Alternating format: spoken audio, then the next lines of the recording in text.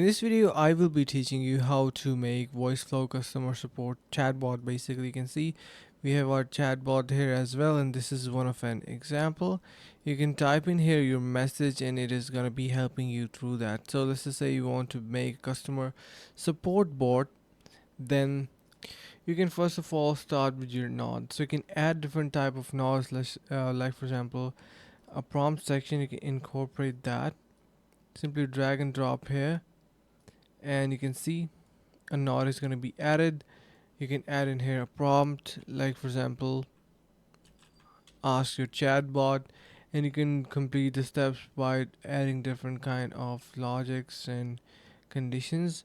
So you can see you can also apply your custom JavaScript as well if you want to make it really customized. So the whole flow is going to be built together to create a customer chatbot. I cannot do it in this video because it's going to be getting so long.